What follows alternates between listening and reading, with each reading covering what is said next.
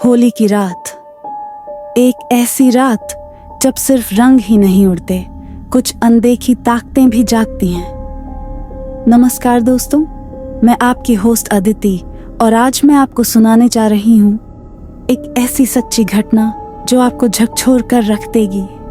क्या आपने कभी सुना है कि होली से पहले के 7-8 दिन सबसे खतरनाक माने जाते हैं? क्या आपको पता है कि इस दौरान तंत्र मंत्र करने वाले सबसे ज्यादा सक्रिय हो जाते हैं? अरे, ये सब तो बस अंधविश्वास है, शायद यही सोच रहे होंगे ना। लेकिन अगर ये सब बस मनगढ़ंत बातें होती तो हर साल होली के आसपास अजीब घटनाएं क्यों होती हैं? कुछ लोग अचानक बीमार क्यों पड़ जाते हैं? क्यों कुछ लोगों के साथ ऐसी चीजें होती हैं जिनका कोई तर्क नहीं होता? आज की कहानी एक ऐसे ही युवक की है जिसने इन सब बातों को मजाक समझा और फिर उसने एक ऐसी गलती कर दी जिसने उसकी जिंदगी बदल कर रख दी। उसने एक काले जादू के मटके पर लात मार दी और फिर उसके साथ जो हुआ वो सुनकर आपके रोंगटे खड़े हो जाएंगे। तो दोस्तों, अपनी सांसें थाम लीजिए, क्योंकि अब जो कहानी मैं सुनाने जा रही हूं उसे सुनने के बाद आप शायद कभी भी होली की रात को हल्के में नहीं लेंगे। होली का अंधेरा रहस्य। हवा में हल्की हल्की ठंडक थी, लेकिन माहौल में एक अजीब सी घुटन महसूस हो रही थी। गांव के हर कोने में होली की तैयारियां जोरों पर थीं, लेकिन बुजुर्गों की आंखों में एक अनजानी बेचैनी साफ झलक रही थी। होलाष्टक शुरू हो गया है, अब संभल कर रहना, चौपाल पर बैठे बुजुर्ग रामदयाल बाबा ने गहरी आवाज में कहा। गांव के कुछ युवक जो इन बातों पर ज्यादा ध्यान नहीं देते थे, हंसते हुए बोले, अरे बाबा, ये सब पुरानी बातें में हैं। आज के जमाने में कौन ऐसी चीजों पर यकीन करता है? रामदयाल बाबा ने एक लंबी सांस ली और धीरे से बोले, तुम नहीं जानते, लेकिन ये समय बेहद खतरनाक होता है। सालों पहले भी इसी समय कुछ ऐसा हुआ था जिसे सोचकर ही रूह कांप उठती है। पास ही बैठे पंडित जी ने सिर हिलाते हुए कहा, यह वही समय है जब पौराणिक कथाओं के अनुसार हिरण्यकश्यप ने प्रहलाद को मारने के लिए अपनी पूरी ताकत झोंक दी थी। पाप अपने चरम पर था, और इसी दौरान बुरी शक्तियां सबसे ज्यादा सक्रिय हो जाती हैं।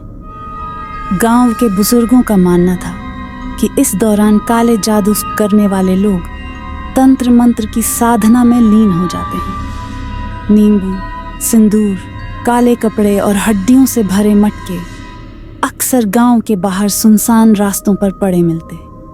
कई बार तो लोगों ने रात में किसी रहस्यमयी परछाई को चलते देखा था जो इंसानों जैसी नहीं लगती थी। पिछले साल भी इसी समय एक लड़का गायब हो गया था, और जब मिला तो उसकी हालत ऐसी थी कि देखकर कलेजा मुंह को आ जाए। रामदयाल बाबा ने धीमी आवाज में कहा, क्या हुआ था बाबा?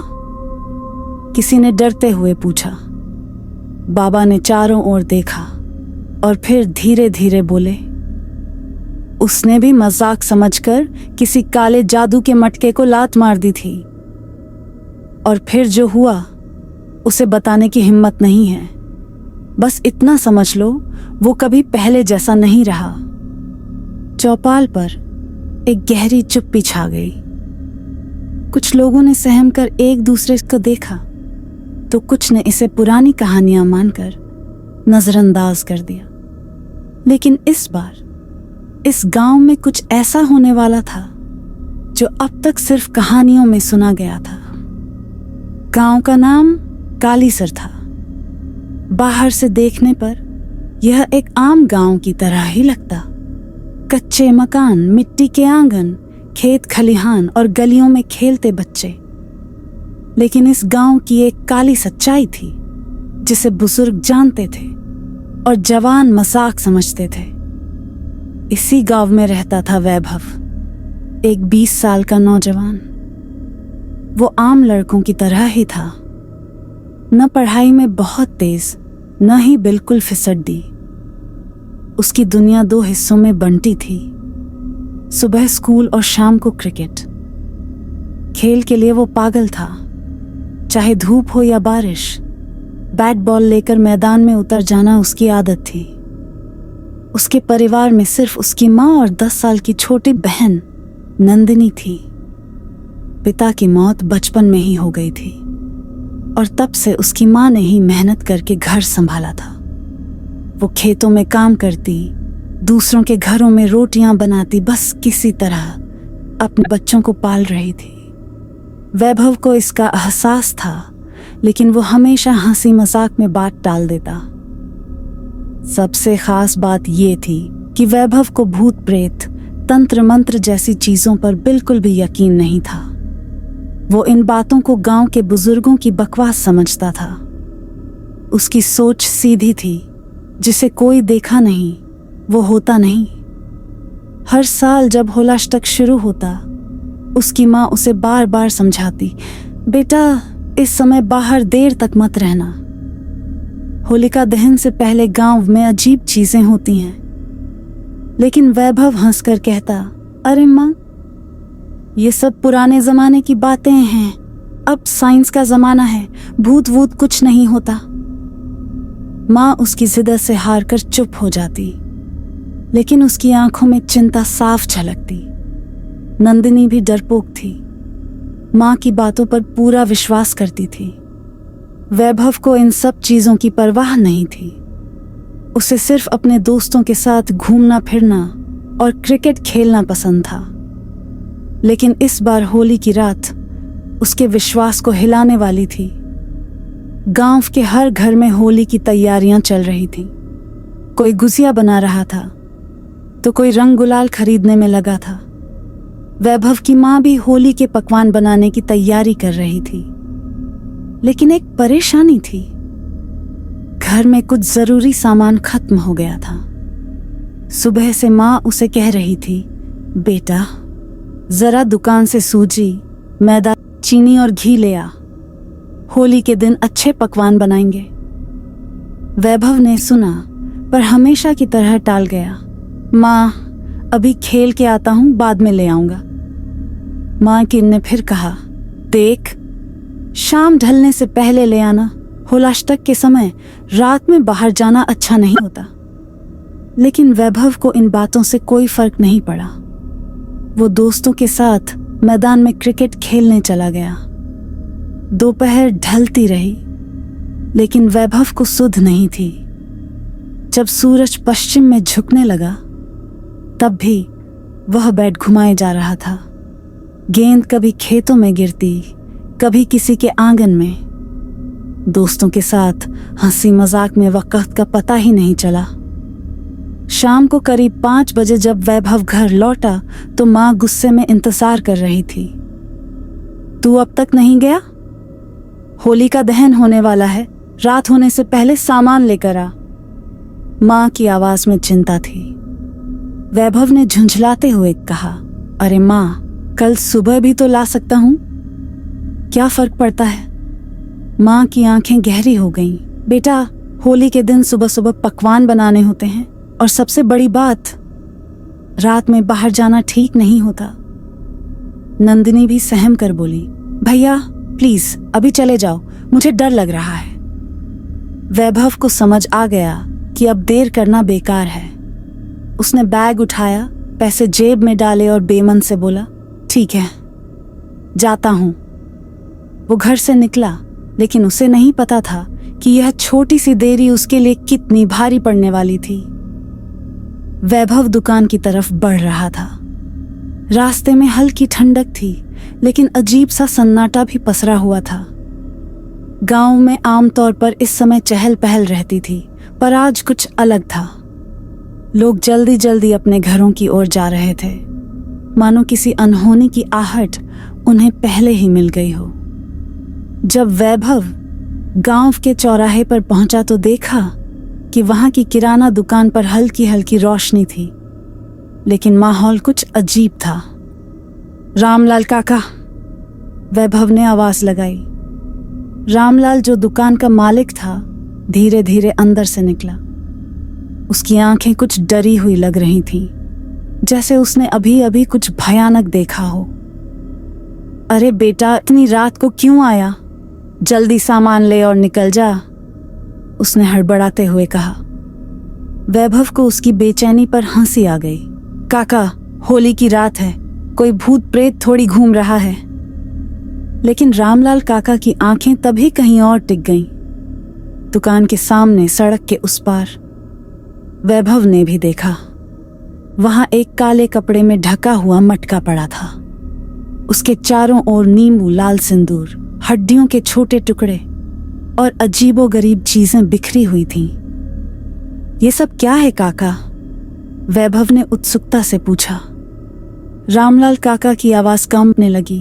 बेटा, कोई यहाँ काले जादू की साधना कर रहा है। हर साल होली से पहले इस चौराहे पर ऐसा होता है। कोई औरत आती है, तंत्र मंत्र करती है और फिर गायब हो जाती है। कौन है वो औरत? वैभव ने पूछा। किसी ने उसे ठीक से नहीं देखा, पर लोग कहते हैं कि वो इंसान नहीं है। रामलाल काका की बात सुनकर भी वैभव को यकीन नहीं हुआ। उसने हंसते हुए कहा, अरे काका, कोई मजाक कर रहा होगा, ये सब टोटके वोटके कुछ नहीं होते। लेकिन तभी हवा एकदम ठंडी हो गई। पास के पेड़ के पत्ते अचानक जोर जोर से हिलने लगे, जैसे किसी ने उन पर झटके से हाथ मारा हो। दूर कहीं से हल्की हल्की रहस्यमयी हंसी की आवाज आई। रामलाल काका के चेहरे पर हवाइयां उड़ गईं। उसने जल्दी जल्दी वैभव का सामान बांधकर उसे पकड़ाया और लगभग चीखते हुए कहा, जल्दी घर जा और उस मटके को छूने की सोचना भी मत। लेकिन वैभव ने काका की बात को हल्के में लिया। उसकी नजर अब भी उस काले मटके पर थी और वो यह नहीं जानता था कि बस कुछ ही पलों में उसकी जिंदगी बदलने वाली थी। वैभव की नजरें अब भी उस काले कपड़े से ढके मटके पर टिकी थीं। नींबू, सिंदूर, हड्डियों के छोटे टुकड़े, सब कुछ रहस्यमयी और डरावना लग रहा था। लेकिन उसे इन सब चीजों पर विश्वास नहीं था। काका, आप भी ना, ये सब टोटके वोटके से कुछ नहीं होता। कोई गांव का आदमी मजाक कर रहा होगा, वैभव ने हंसते हुए कहा। रामलाल काका ने गहरी सांस ली। बेटा, तू नहीं जानता, इस मटके को मत छेड़। जो भी इसे छूता है उसके साथ बुरा होता है। लेकिन वैभव को ये सब दकियानूसी बातें लग रही थीं। उसे लगा कि काका सिर्फ उसे डराने की कोशिश कर रहे हैं। अच्छा, तो अब मटका भी किसी का नुकसान करेगा? उसने मजाक उड़ाते हुए कहा और गुस्से में उस मटके पर जोर से लात मार दी। मटका जोर से दूर जाकर गिरा और टूट गया। अंदर से कुछ अजीब सा लाल और काला मिश्रण निकला, जिसकी बदबू नाक में चढ़ गई। रामलाल काका का चेहरा सफेद पड़ गया। उसकी आंखें डर से फैल गईं। हे भगवान, तुझे नहीं करना चाहिए था वैभव, तूने बहुत बड़ी गलती कर दी, काका लगभग कांपते हुए बोले। वैभव ने काका की हालत देखी और हंसते हुए कहा, अरे काका, आप भी ना देखो, कुछ भी नहीं हुआ, सब ड्रामा है। लेकिन ठीक उसी वक्त ठंडी हवा का एक अजीब झोंका आया, जैसे किसी ने कानों में फुसफुसाकर कुछ कहा हो। पास के पीपल के पेड़ पर बैठी एक कौआ अचानक जोर जोर से कांव कांव करने लगा। दूर से वही हल्की हल्की हंसी की आवाज फिर सुनाई दी, लेकिन इस बार वैभव को लगा जैसे वो बहुत करीब से आई हो। रामलाल काका अब और घबरा गए थे। उन्होंने वैभव का हाथ पकड़कर कसकर झकझोरा, बेटा, जल्दी से घर चला जा, आज होलिका दहन की रात है, ये समय बहुत खतरनाक होता है। लेकिन वैभव अब भी इसे सिर्फ एक इत्तेफाक समझ रहा था। उसने सामान उठाया, काका को मुस्कुराकर देखा और बोला, ठीक है काका, जा रहा हूं, अगर कल सुबह तक कुछ हुआ तो बताना। काका ने घबराकर सिर पकड़ लिया। उन्होंने धीरे से बुदबुदाया, हे भगवान, इस लड़के को बचा लो। वैभव दुकान से बाहर निकला, लेकिन उसे इस बात का अंदाज़ा नहीं था कि जो भी हुआ वो बस एक शुरुआत थी।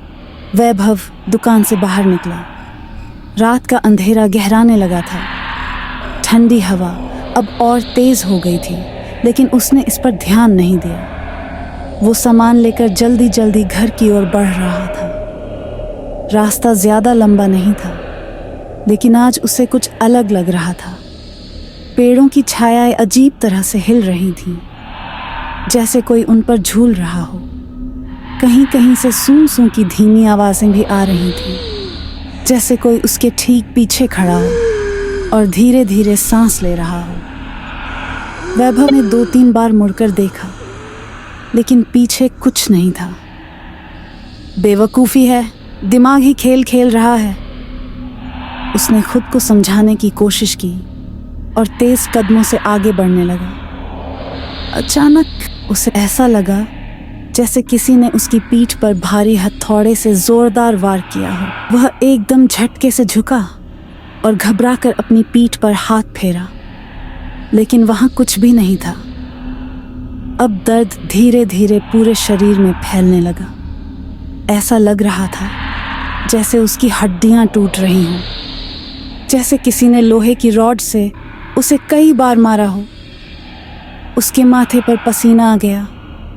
अब डर ने उसे भी घेरना शुरू कर दिया था।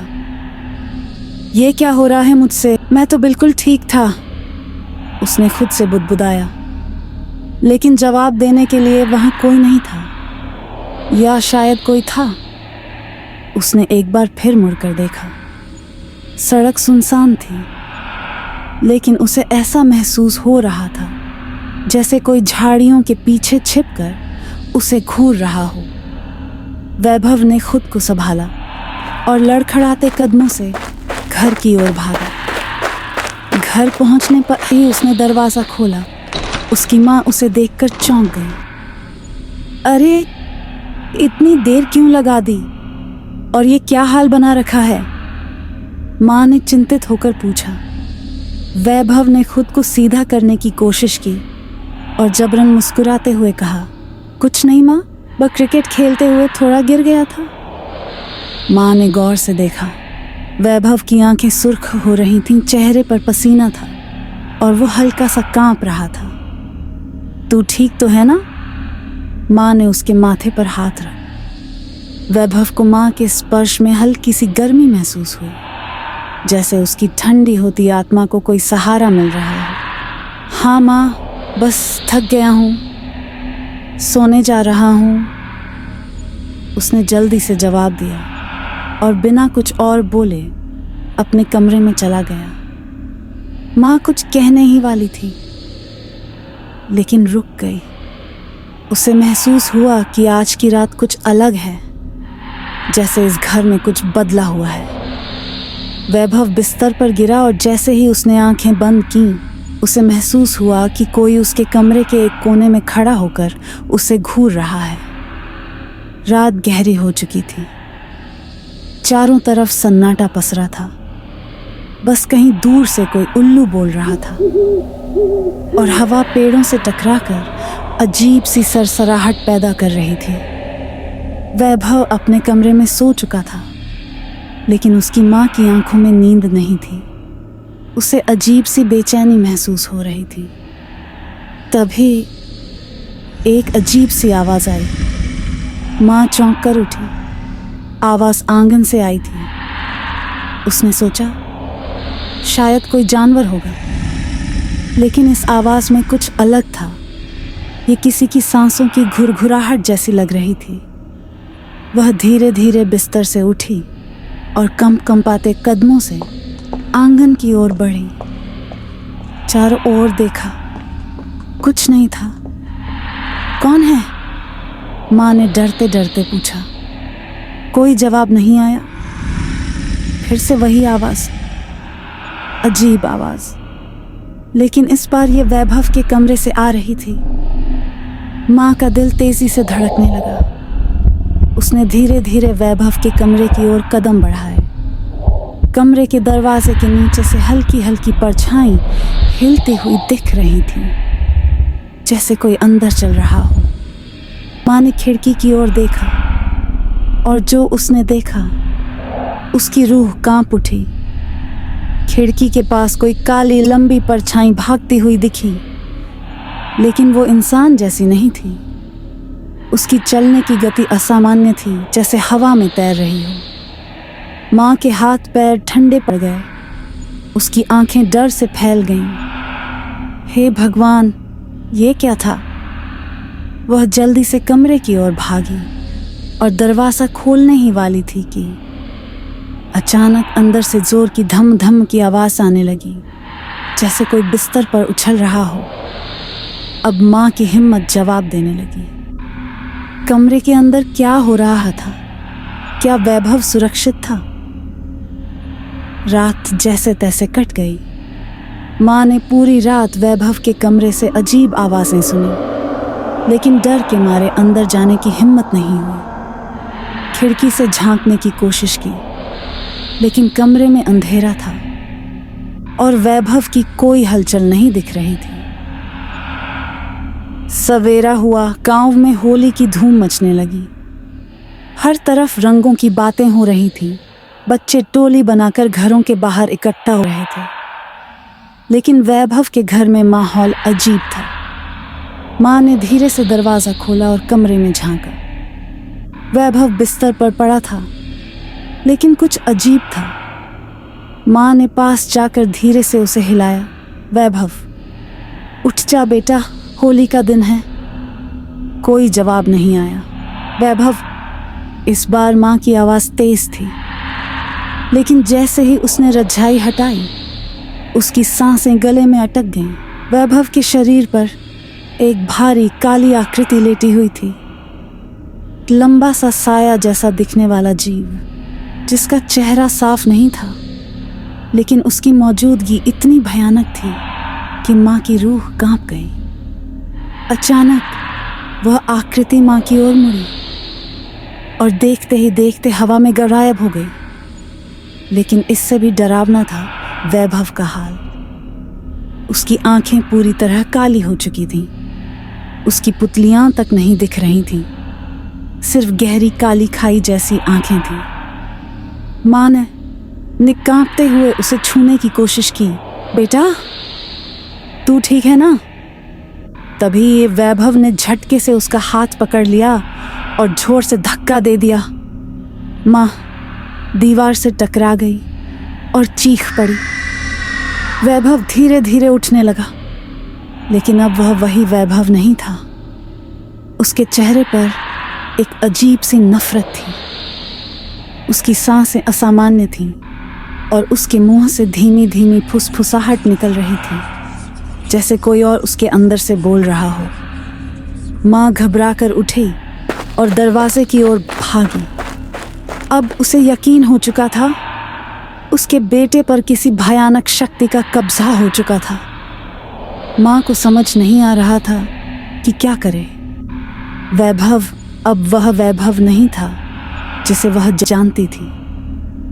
उसकी आंखें काली हो चुकी थीं, उसका चेहरा भावशून्य था और उसके मुंह से अजीब सी फुसफुसाहट निकल रही थी। माँ ने घबराकर दरवाज़ा बंद कर दिया और भागती हुई घर से बाहर निकली। गली में अब होली खेलने के लिए लोग इकट्ठा हो रहे थे, लेकिन माँ की हालत देखकर कुछ औरतें घबरा गईं। क्या हुआ बहन? एक पड़ोसन ने पूछा। माँ की आवाज़ कांप रही थी। मेरे बेटे पर कोई साया आ गया है, मुझे पंडित बाबा के पास जाना होगा। बिना कुछ और सुने वह गांव के किनारे जहां तांत्रिक बाबा रहते थे वहां की ओर दौड़ पड़ी, लेकिन बाबा घर पर नहीं थे। दरवाजे पर ताला लटका था। माँ के पैरों तले जमीन खिसक गई। अब क्या करूं? मेरा बेटा। उसकी आंखों से आंसू बहने लगे। वह बेबस होकर वहीं जमीन पर बैठ गई। तभी रास्ते के किनारे एक पुराना बरगद का पेड़ था और उस पेड़ के नीचे एक बूढ़ा साधु बैठा था। उसकी लंबी सफ़ेद दाढ़ी थी, माथे पर भस्म लगा था और आंखें किसी गहरी सोच में डूबी हुई थीं। क्यों रो रही हो माता? साधु ने धीमी आवाज़ में पूछा। माँ ने जैसे ही उसकी आवाज़ सुनी वह उठकर उसके पैरों में गिर पड़ी। बाबा, मेरे बेटे को बचा लो, उस पर किसी प्रेतात्मा का साया आ गया है। साधु कुछ देर तक शांत बैठा रहा, फिर उसने गहरी सांस ली और बोला, मुझे सब पता है माता, तुम देर कर चुकी हो, लेकिन अभी भी समय है। माँ की आंखें फटी रह गईं। आपको कैसे पता? साधु की आंखों में चमक थी। यह आत्मा बहुत पुरानी और बहुत शक्तिशाली है, इसे हटाने के लिए बहुत बलिदान देने होंगे। माँ कांपते हुए बोली, कुछ भी करो बाबा, बस मेरे बेटे को बचा लो। साधु धीरे से उठा और अपने कमंडल से पानी की कुछ बूंदें जमीन पर छिड़की। फिर उसने अपनी लकड़ी उठाई और माँ से कहा, चलो, हमें एक पल भी बर्बाद नहीं करना चाहिए। माला ने राहत की सांस ली। अब उम्मीद थी कि शायद वैभव को बचाया जा सकता है, लेकिन उसे नहीं पता था कि यह लड़ाई इतनी आसान नहीं होने वाली थी। साधु और माँ तेजी से घर की ओर बढ़ रहे थे। रास्ते में माँ का दिल जोर जोर से धड़क रहा था। वह सोच रही थी, क्या सच में यह बाबा मेरे बेटे को बचा सकते हैं? जब वे घर पहुंचे तो अंदर से कुछ गिरने की जोर जोर से आवाजें आ रही थीं। दरवाजे के पास खड़ी नंदिनी डर से कांप रही थी। भैया, भैया कुछ अजीब कर रहे हैं माँ, वह रोते हुए बोली। ने घबरा कर दरवाज़ा खोला। कमरे का खौफनाक नज़ारा। वैभव कमरे के बीचों बीच खड़ा था, लेकिन अब वो वैभव जैसा नहीं लग रहा था। उसकी आंखें अब भी पूरी तरह काली थीं, चेहरे पर गहरी काली नसें उभर आई थीं और उसका शरीर झटके खा रहा था, जैसे कोई उसे अपने वश में कर रहा हो। कमरे में चीजें खुद ब खुद गिर रही थीं। टेबल उलट चुकी थी, दीवारों पर लगे फोटो हिल रहे थे, खिड़की के पर्दे बिना हवा के फड़फड़ा रहे थे। माँ डर से कांप उठी, लेकिन साधु शांत थे। शक्तिशाली आत्मा है, पर जीत भगवान की ही होगी, उन्होंने धीरे से कहा। साधु ने कमंडल से पवित्र जल निकाला और पूरे कमरे में छिड़कने लगे। नमः भगवते वासुदेवाय। उन्होंने जोर जोर से मंत्र पढ़ना शुरू किया। रुक जा। वैभव के अंदर से भारी, डरावनी और गूंजती हुई आवाज निकली। कमरे की दीवारें हिलने लगीं। वैभव की पूरी देह कांप उठी। उसने जोर से चीख मारी और अचानक हवा में उछलकर पलंग से टकरा गया। माँ डर से पीछे हट गई। यह तेरा शरीर नहीं है, इसे छोड़ दे, साधु ने जोर से कहा और वैभव के माथे पर पवित्र जल छिड़क दिया। वैभव जोर से चिल्लाया। उसके शरीर ने भयानक झटके लेने शुरू कर दिए। उसके मुंह से अजीब अजीब आवाजें निकलने लगीं, जैसे कई लोग एक साथ बोल रहे हों। यह मेरा शरीर है, यह अब मेरा है। कमरे का तापमान अचानक गिरने लगा। माँ की सांसें तेज हो गईं। साधु ने जमीन से राख उठाकर उसे वैभव की छाती पर रखा और जोर से मंत्र पढ़ने लगे। क्लीं काल भैरवाय नमः। नहीं, वैभव के शरीर ने तेज झटके खाने शुरू कर दिए। उसने जोर से सिर झटका, लेकिन अब उसका शरीर बेजान हो रहा था। साधु ने अंतिम मंत्र पढ़ा और उसके मुंह में गंगा जल डाल दिया। सब कुछ अचानक शांत हो गया। वैभव का शरीर कांपा, उसकी गर्दन पीछे की ओर मुड़ी और फिर वह एक जोरदार झटके के साथ जमीन पर गिर पड़ा। माँ भागकर उसके पास गई। वैभव, लेकिन वह बेहोश था। साधु ने एक लंबी सांस ली। अब यह ठीक हो जाएगा माता। आत्मा अब इस पर हावी नहीं रह सकती। माँ की आंखों से आंसू बह निकले। वैभव की सांसें धीरे धीरे सामान्य हो रही थी। सब कुछ खत्म हो चुका था, या शायद अभी भी कुछ बाकी था। वैभव अब शांत पड़ा था। उसकी सांसें धीरे धीरे सामान्य हो रही थीं। उसकी आंखों का अजीब काला रंग भी धीरे धीरे खत्म हो चुका था। माँ ने प्यार से उसका माथा छूकर देखा। अब वह वैभव ही था, कोई और नहीं। माँ की आंखों से आंसू बह निकले। हे भगवान, आपने मेरे बेटे को बचा लिया। उन्होंने सिर झुकाया और साधु बाबा की ओर देखने लगी।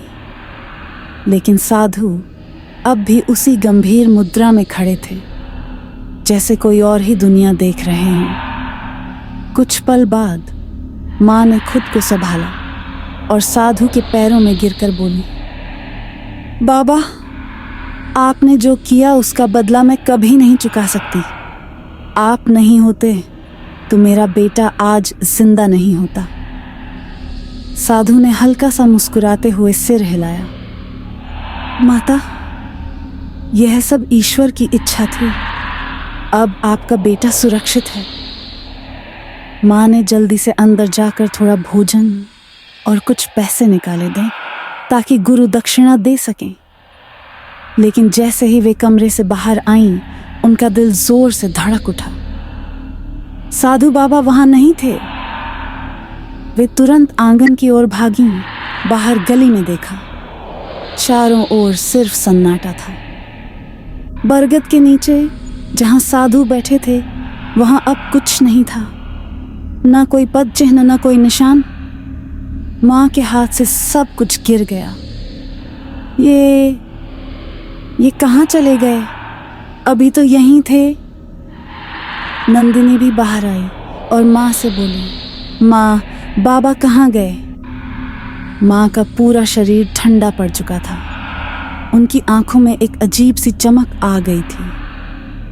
क्या वो सच में साधु बाबा थे, या फिर खुद भगवान किसी रूप में आए थे उनके बेटे को बचाने के लिए? माँ ने धीरे से हाथ जोड़कर आसमान की ओर देखा और आंखें बंद कर लीं। हे प्रभु, जो भी थे, आपने मेरे बेटे की रक्षा की। बस हमें अपने आशीर्वाद में बनाए रखना। वैभव को पूरी रात गहरी नींद आई थी। सुबह जब वह उठा तो उसे कुछ याद नहीं था। माँ, मैं सो क्यों गया था? मेरी तबीयत क्यों अजीब लग रही है? माँ ने उसके सिर पर हाथ रखा और हल्की मुस्कान के साथ कहा, कुछ नहीं बेटा, बस इस होली पर तुझे भगवान ने एक नई जिंदगी दी है। वैभव कुछ समझ नहीं पाया, लेकिन माँ की आंखों में जो सुकून था वह सब कुछ बयां कर रहा था। उसने धीरे से सिर झुका लिया और पहली बार महसूस किया कि शायद इस दुनिया में विज्ञान के अलावा भी कुछ है जो अनदेखा है लेकिन अस्तित्व में है।